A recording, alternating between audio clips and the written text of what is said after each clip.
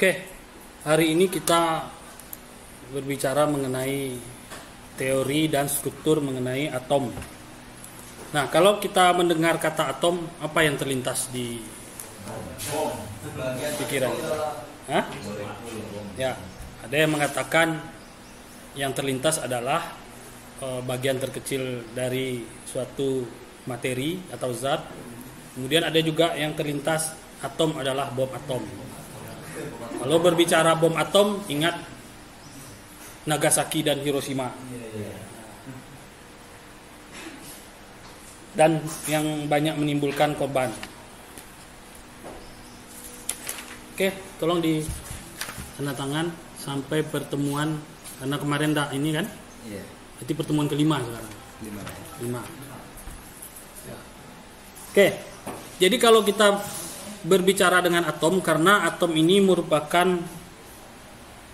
hal pokok yang dibicarakan di dalam ilmu kimia. Karena atom ini nanti berhubungan dengan unsur yang kita ketahui dalam sistem periodik unsur. Nah, tadi Anda katakan bahwa berbicara mengenai atom yang teringat adalah bom atom dan unsur terkecil, tetapi mungkin bukan ini ya. Nah, ya.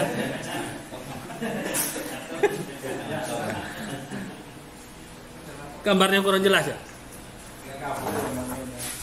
Oh, ini proyektor yang ada kode silang ini memang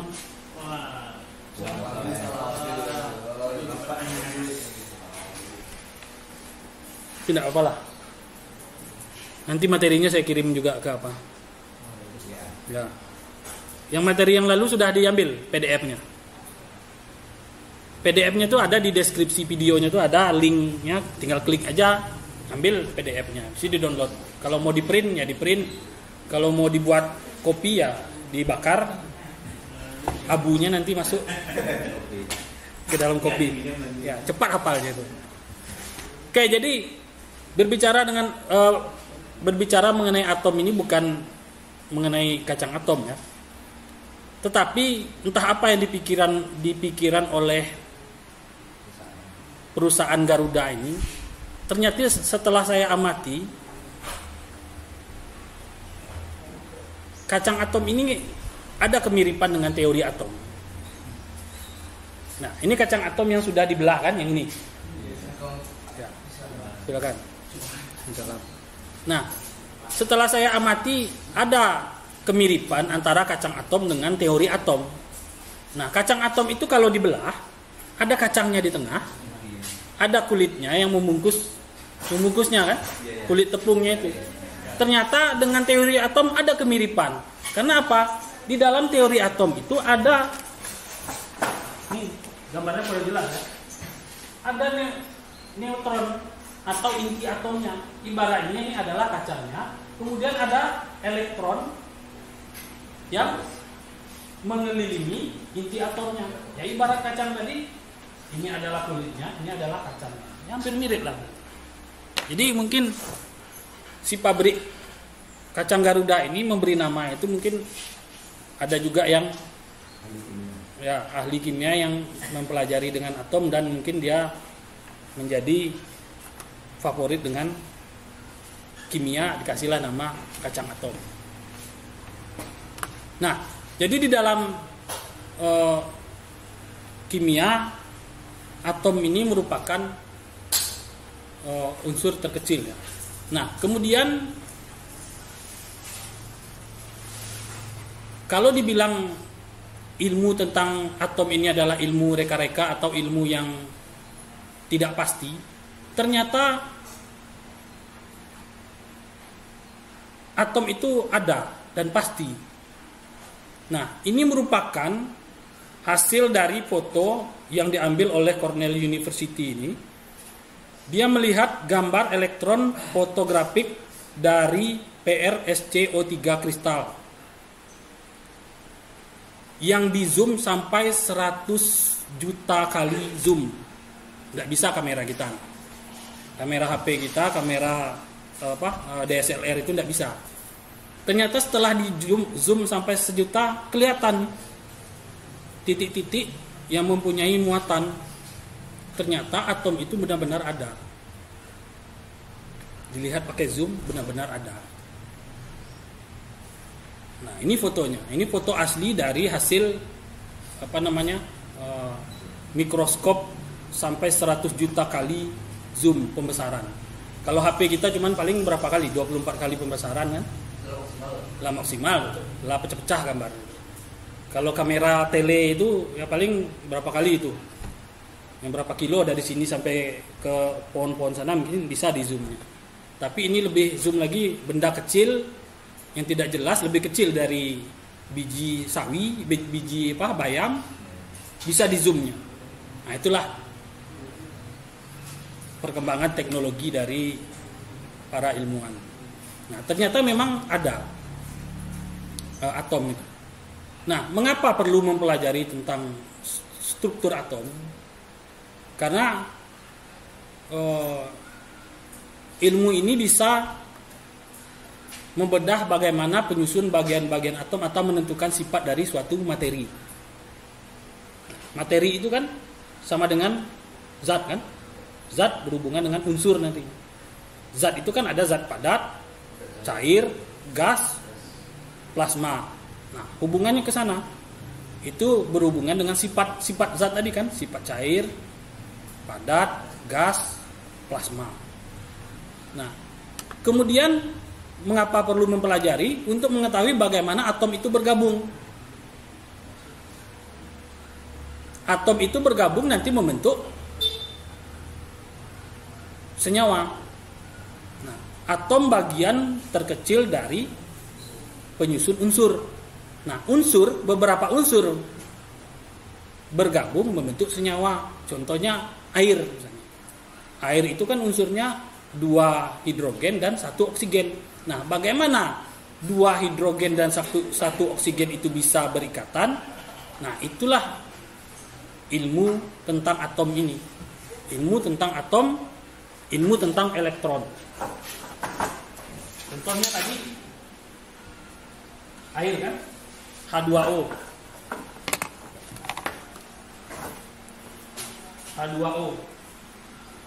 H2O ya, jangan menyebutnya HHO. Apalagi kalau sudah makan jengkol dengan patai. HHO dekat orang ya udah bahaya. H2O.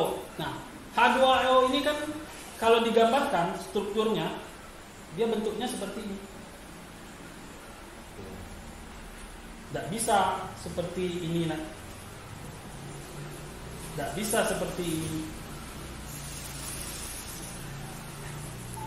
Inilah kaitannya dengan mempelajari tentang atom. Karena apa? Di sini ada elektron. Nah, pernah saya sebutkan kemarin kan? Ini 1 elektron. Karena di dalam sistem periodik unsur nomor atom H itu kan 1 kan? Dia cuma punya 1 elektron. Sementara ini ada elektron lainnya yang bisa berikatan. Makanya penggambarannya seperti ini. Seperti ini penggambarannya. Nah, itulah yang ada kaitannya dengan ilmu tentang atom ini. Kemudian ilmu tentang atom juga hubungan dengan bagaimana mengubah bahan sesuai dengan yang dibutuhkan. Misalnya ingin membuat material yang padat, kemudian membuat material plastik. Tahu plastik kan? Plastik itu nama lainnya polimer kan? Polimer. Poli itu banyak, mer itu banyak ikatan. Jadi polimer itu ikatan yang sangat banyak. Ikatan karbon dengan oksigen itu banyak sekali. Makanya dikatakan polimer. Nah, mempelajari tentang atom juga berguna untuk kesehatan. Mempelajari tentang atom yang berhubungan dengan unsur bermanfaat juga untuk pertanian. Nah, ini tidak kelihatan. Ini apa nih? Gambar dari unsur-unsur yang diserap oleh tanaman atau tumbuhan untuk melakukan proses fotosintesis. Nah, ini merupakan struktur dari hubungan atom dengan atau perbedaan atom dengan senyawa, kemudian perbedaan unsur dengan senyawa. Atom merupakan partikel terkecil dari suatu zat. Ini adalah zat. zat ini ada unsur, bagian terkecil dari zat adalah unsur, bagian terkecil dari unsur adalah atom.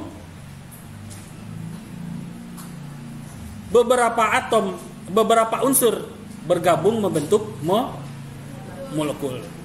Nah, ini ibaratkan satu titik-titik ini adalah satu atom misalnya, atau satu unsur. Beberapa unsur bergabung menjadi molekul. Nah, kemudian ada juga di dalam kimia itu kita menyebutkan senyawa. Senyawa itu gabungan dari beberapa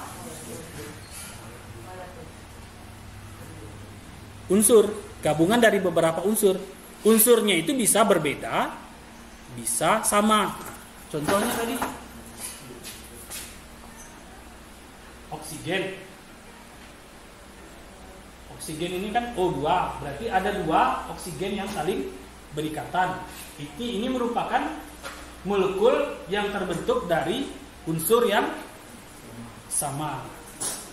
Kalau ini adalah molekul yang terbentuk dari dua unsur yang berbeda, ada H dan oksigen. Nah, kemudian ada lagi senyawa yang berbentuk ion. Ion adalah suatu atom atau molekul yang memiliki muatan listrik. Nah, itu adalah bentuk ion. Nah, inilah dasar-dasar dari ilmu yang mempelajari tentang atom, senyawa, dan molekul. Nah, kalau di dalam kimia ada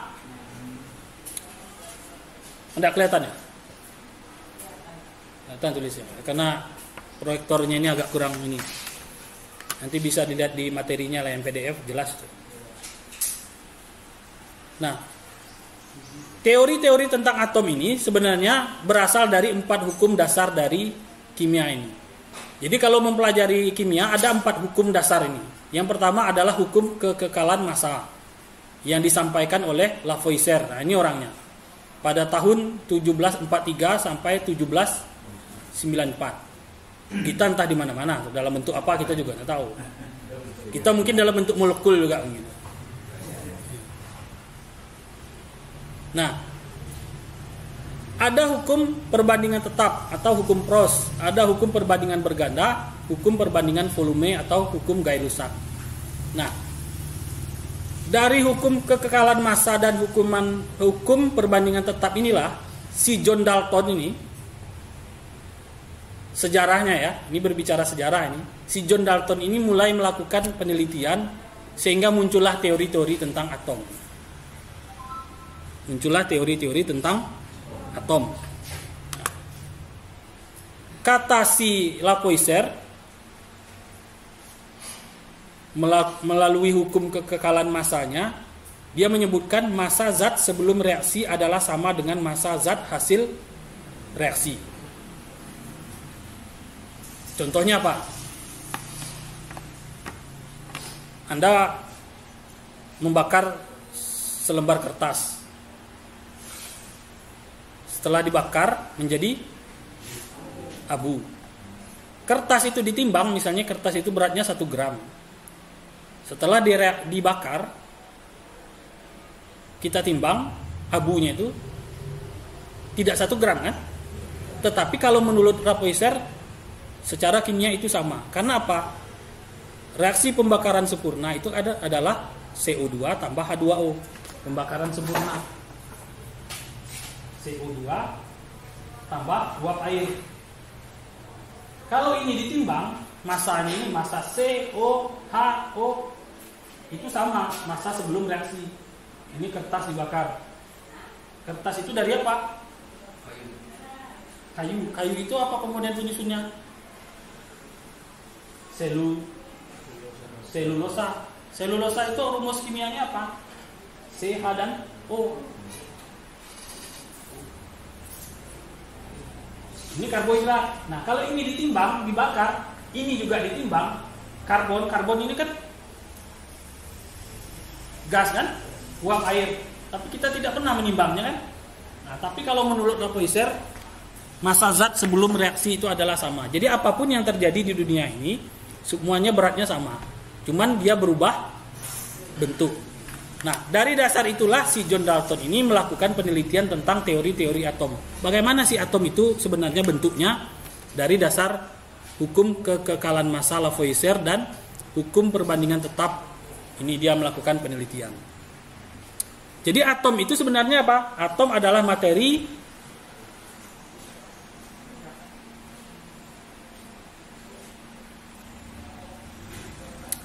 penyusun semua benda, materi terkecil. Tetapi teori-teori itu banyak yang menyampaikan selain Dalton tadi. Ini John Dalton. Ini terkenal sekali dalam teori atom. Kata si John Dalton ini, atom itu adalah bagian terkecil. Itu saja dia menyebutkan. Tetapi ilmuwan-ilmuwan lain menyebutkan atom itu ada elektron yang mengelilinginya. Nanti kita lihat teori-teori yang lain berdasarkan peneliti-peneliti ya.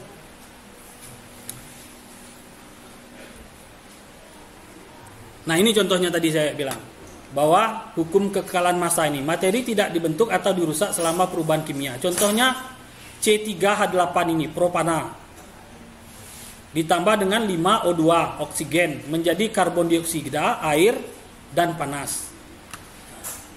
C3H8 ini propana, kelihatan tidak gambar? C itu yang warna hitam ya, H itu yang warna putih. Hitamnya ada 3 bulat-bulat kan, H-nya itu ada 8. Kemudian ditambah 5 oksigen. 5 oksigen ini berarti 5 dikali 2 berarti 10 ya. 1, 2, 3, 4, 5, 6, 7, 8, 9, 10. Setelah direaksikan hasilnya tetap sama. Oksigennya silakan Anda hitung yang warna merah. 1, 2, 3, 4, 5, 6, 7, 8, 9, 10. Sama. Kemudian C-nya tetap 3. 1, 2, 3. H-nya tetap 1, 2, 3, 4, 5, 6, 7, 8. Nah, inilah menurut Lavoisier tadi bahwa massa apapun yang terjadi di dunia ini, perubahan reaksi itu semuanya sama, hasil reaksinya sama. Nah, dari dasar-dasar inilah maka si John Dalton ini melakukan penelitian untuk menentukan teori tentang atom. Nah, ini juga. Nah, jadi kalau kita lihat sampai sekarang ada beberapa teori tentang atom itu. Yang pertama John Dalton tadi, kemudian teori J. Thomson, kemudian teori Rutherford, kemudian teori Niels Bohr, kemudian teori Schrödinger.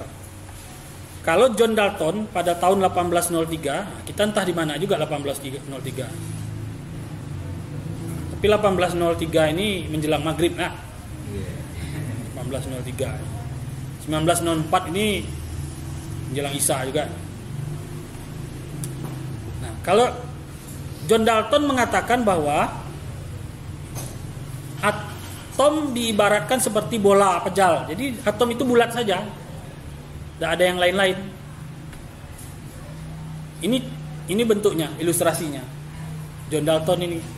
Nah, kalau Thomson, atom adalah suatu materi berbentuk bola bermuatan positif dan di dalamnya tersebar elektron. Nah, ini ada elektron-elektronnya. Kalau Rutherford, atom terdiri dari inti bermuatan positif dan elektron bermuatan negatif yang mengelilingi inti atom. Nah, ini ada yang mengelilinginya. Kalau Bohr mengatakan atom terdiri dari inti mengandung proton dan elektron bermuatan negatif yang mengelilingi inti. Nah, ini Schrödinger seperti itu juga. Jadi ini beberapa teori atom, tapi yang dikenal sampai sekarang teori atom Schrödinger-nya.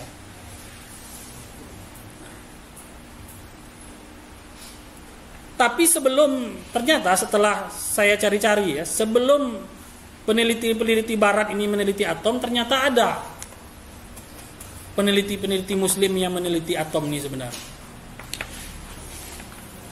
Yang paling terkenal ini adalah Jabir Ibnu Hayyam ini. Dia yang pertama meneliti tentang atom. Jauh sebelum John Dalton ini. Jabir Ibnu Hayyam ini meneliti tentang atom ini tahun sekitar 700 sebelum Masehi. Berarti teori-teori Barat ini sebenarnya kalah dengan teori-teori para peneliti-peneliti Muslim. Banyak sebenarnya. Jadi sebelum ahli kimia Barat, John Dalton, tahun 1766, teori molekul kimianya, Jabir Ibnu Hayyam ini sudah duluan. Dia tahun 721 Masehi sudah meneliti kimia. Nah, tapi yang terkenal sekarang kalau kita berbicara ilmu, ilmu biologi, kenapa? Apa? Ini kau boleh apa enggak? Gundel. Boleh. Ya boleh. Bisa Pak? Ya. Nah, jadi kalau di buku kimia, buku fisika, kebanyakan kan ilmu-ilmu yang dianggap itu kan ilmuwan barat kan. Tapi ternyata ilmuwan muslim banyak. Nah, saya menemukan artikel tentang teori atom dan Al-Qur'an. Nah, ini penulisnya Sabarni dari Fakultas Tarbiyah dan Keguruan Universitas Islam Negeri Araniri, Banda Aceh. Jadi dia menguraikan di sini, kalau mau artikelnya boleh saya kirim. Dia menguraikan bagaimana teori atom dengan Al-Qur'an. Nah, bagus juga nih artikelnya dibacaan. Jadi sebenarnya sebelum ilmuwan barat tadi menyampaikan teori atom, sebenarnya di dalam Al-Qur'an itu sudah ada. Atom adalah nama yang diberikan oleh para ahli kimia yang sudah populer di zaman modern. Sedangkan dalam Al-Qur'an atom disebut dengan zarah. Zarah dalam bahasa Arab berarti atom. Kalau menurut Profesor Quraisy Shihab dalam tafsir Al-Misbahnya itu dia katakan bahwa kata zarah dalam bahasa Arab mengacu pada suatu objek kecil. Nah, jadi sebenarnya ilmu tentang atom ini bukan ilmu yang mengada-ngada sebenarnya, bukan ilmu yang dibuat-buat oleh peneliti-peneliti barat. Di dalam Al-Qur'an pun sebenarnya sudah ada membahas tentang atom. Ini disebutnya. Ini surat ayatnya ini artinya barang siapa yang mengerjakan kebaikan seberat zarah pun, yang artinya dalam bahasa Indonesia zarah itu artinya atom, bagian yang paling kecil dari suatu materi. Berarti kan sebenarnya sudah dibahas kan? Tetapi yang terkenal orang bapak-bapak ini yang terkenal. Sebenarnya bapak-bapak ini tertinggal nih. Quran itu tahun berapa diturunkan? Tahun berapa? Sudah ada di dalam Al-Quran teori atom itu sebenarnya. Nah, itulah kenapa saya sampaikan ini, bahwa kimia, ilmu kimia itu tidak lepas sebenarnya dari ilmu agama, juga tidak lepas. Kayak penjelasan mengenai proses terjadinya zigot, terjadinya embrio, kan ada dijelaskan di dalam Al-Quran kan? Terjadinya terbentuknya bumi ini, orang fisika menyampaikan seperti itu, padahal di dalam Al-Quran sudah dijelaskan juga. Jadi kenapa saya sampaikan ini? Karena ternyata di dalam Al-Quran mengenai atom atau materi terkecil dari suatu zat itu sudah dibahas sebenarnya. Jadi teori tentang atom ini bukan teori-teori yang mengada-ngada, bukan teori yang tidak ada, tapi sebenarnya ada. Nah, jadi sumbernya di sini. Ini juga katakan tidak luput dari pengetahuan Tuhanmu biarpun sebesar zarah. Nah, kata zarah ini diartikan dalam bahasa Arab adalah materi yang terkecil, bagian terkecil. Bisa disimpulkan itu adalah atom. Oke, nah ini balik ke ilmuwan barat tadi. Kadang kita mendewa-dewakan ilmu barat, padahal ya ilmu dalam Islam itu lebih sudah duluan dijelaskan. Nah, kalau si Dalton tadi ini katanya, atom itu cuman bagian kecil seperti ini, yang gambar biru ini, ungu ini. Atom itu cuman seperti itu. Tetapi kalau si Thomson Ini atom itu seperti roti kismis. Ada elektron-elektron yang mengelilinginya nih. Nah, keliling-keliling. Atom itu seperti bola padat yang bermuatan positif. Nah, ini positif. Kemudian ada elektron yang mengelilinginya. Ini teori dia. Teori Thomson. Kemudian ini teori atom Rutherford. Atom adalah bola kecil padat yang tersusun dari inti atom dan elektron yang mengelilinginya. Nah, ini ada elektron yang mengelilinginya. Ini menurut Rutherford.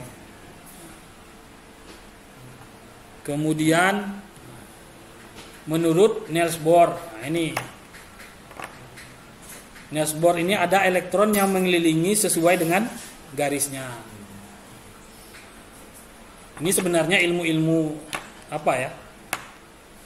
Kalau misalnya Pak, kalau dalam bidang pertanian apa hubungannya? Ya, hubungannya tetap ada.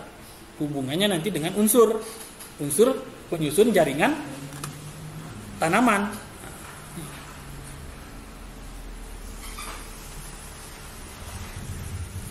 Nah, ini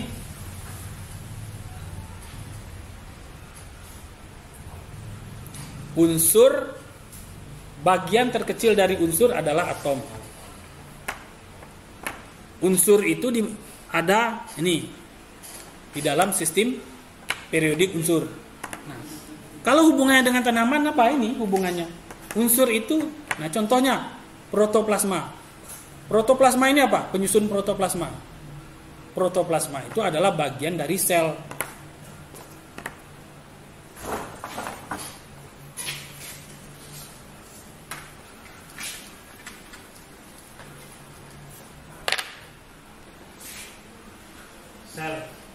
Sel itu adalah bagian terkecil dari makhluk hidup. Kalau pada tumbuhan,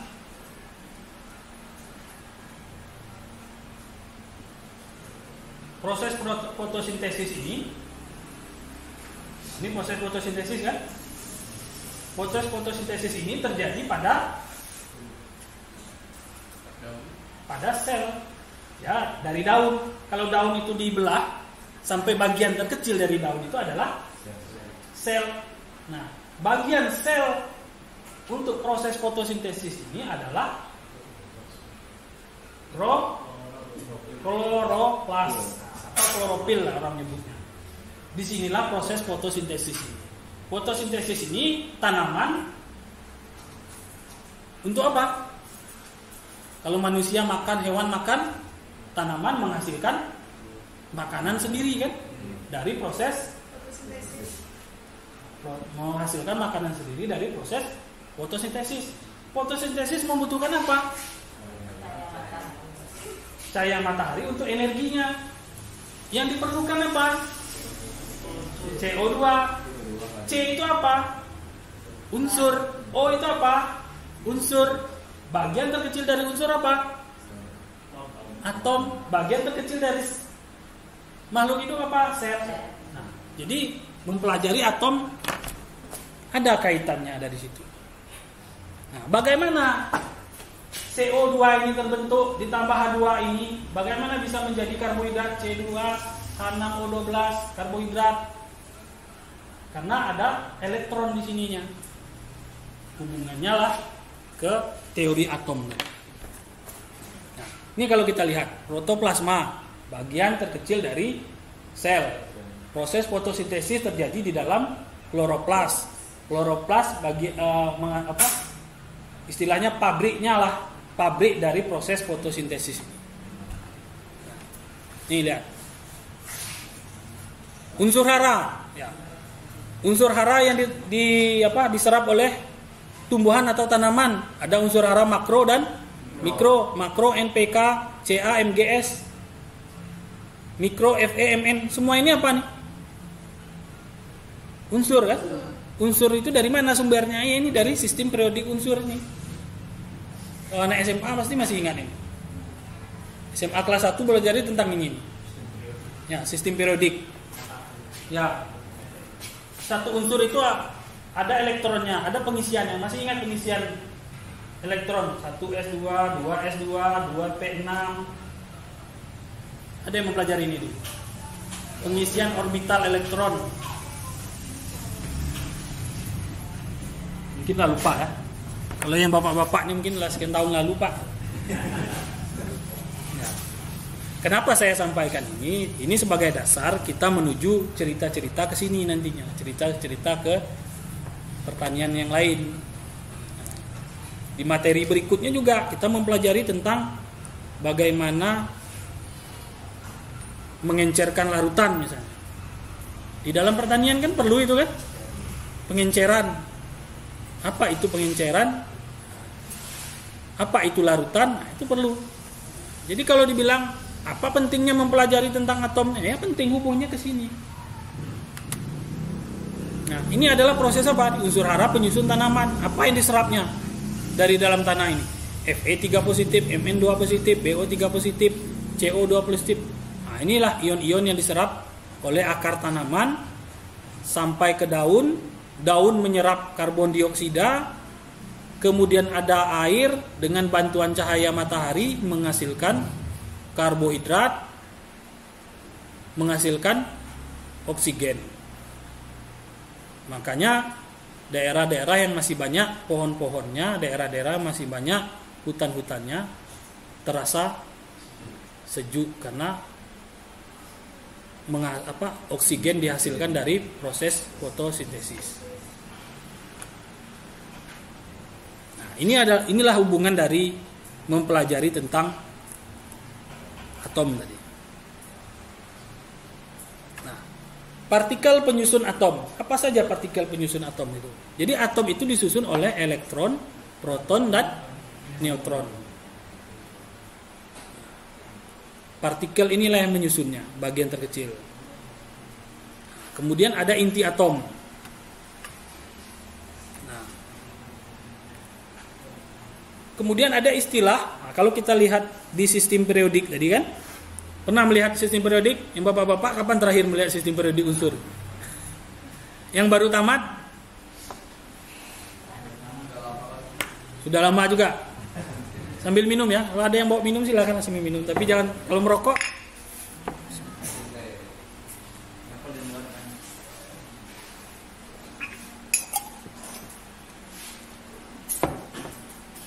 Ini tidak kelihatan ya. Nah, kalau kita lihat sistem berkala ya, kita mundur sedikit lah. Nah, di sistem periodik ini ada lambangnya. B, C, N, O, F, Ne. Kalau di tumbuhan tadi unsur-unsur penyusunnya itu NPK. Unsur-unsur intinya tadi kan NPK, CAMGS. Itu merupakan lambang.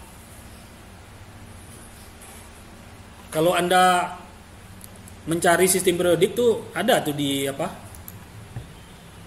Di aplikasi ada tuh. Kalau yang di laptopnya ini ya, Anda install aja nih periodic table. Kalau mau pintu apa Pak? Nah ini nih, tinggal lihat aja. Oh penyusunnya apa? Tapi kalau yang Android juga banyak tuh. Kalau mau. Nah, kalau dilihat sistem periodik, Zn ini merupakan lambangnya. Kemudian ada massa atom, ada nomor atom. Massa atom dan nomor atom ini berhubungan ke apa?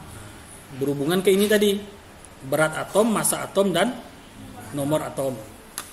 Nah ini nomor atom, ini massa atom.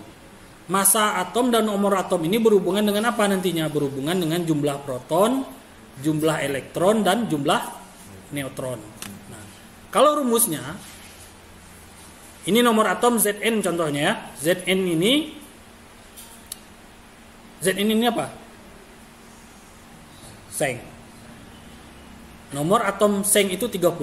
Massa atomnya 65. Nah, nomor atom sama dengan jumlah proton, sama dengan jumlah elektron dalam kondisi netral. nomor massa sama dengan jumlah proton tambah jumlah neutron. Contoh lain Ca. Ca itu apa? Kalsium atau kalium? Kalau kalium K. Ya, kalsium. Kalau kalium banyak di mana tuh? Kalium banyak di pisang. Pisang itu banyak mengandung kalium. Kalsium ini banyak di mana nih? Hah? Di garam. Garam Pak, karena garam penyusunnya NaCl. NaCl. Natrium klorida. Berarti garam Pak. Ya termasuk ini, termasuk senyawa penyusun garam ya. Nah, Ca ini nomor atomnya 20, massa atomnya 40. Kalau di SMA dulu masih ingat nih dari kuliah ini. Kalau nomor atomnya 20, massa atomnya 40, tentukanlah jumlah protonnya, tentukanlah jumlah elektronnya, tentukanlah jumlah neutronnya. Kita lihat saja rumusnya ini ya. Nah, kalau nomor atomnya 20, nomor massanya 40, berarti jumlah protonnya 20. Karena apa? Jumlah nomor atom sama dengan jumlah proton sama dengan jumlah elektron. Jadi berapakah jumlah elektron dari Ca? Jumlah elektron dari Ca berapa? 20. Karena jumlah elektron sama dengan jumlah proton sama dengan nomor atom. Berapakah jumlah neutron dari Ca? Yang ditanya jumlah neutron di sini kan? Nah, untuk mencari nomor massa, jumlah proton ditambah dengan jumlah neutron. Tapi karena yang ditanya jumlah neutron, berarti kita tinggal mengurangi antara nomor massa dengan jumlah proton. Berarti 40 dikurang 20 sama dengan 20. Jumlah neutronnya berarti 20. Ini nih kalau di SMA, kalau di kuliah kimia, khusus kimia itu di semester 1 di kimia dasar ya. Nah, makanya ini dimasukkan juga ke materi kimia dasar, kimia pertanian. Sebenarnya kimia pertanian ini hanya menghubungkan saja bagian kimia mana yang ada kaitannya dengan bidang pertanian. Nah, kalau mempelajari unsur atom ini ada kaitannya dengan pertanian. Fokusnya kemana? Ya, fokusnya ke sini, tidak usah yang lain-lain. Penyusun-penyusun ini saja. Fokusnya ke senyawa-senyawa unsur hara makro, unsur hara mikro, penyusun protoplasma sel tumbuhan ke sini. Jadi senyawa-senyawa unsur-unsur yang lain dicuekin saja.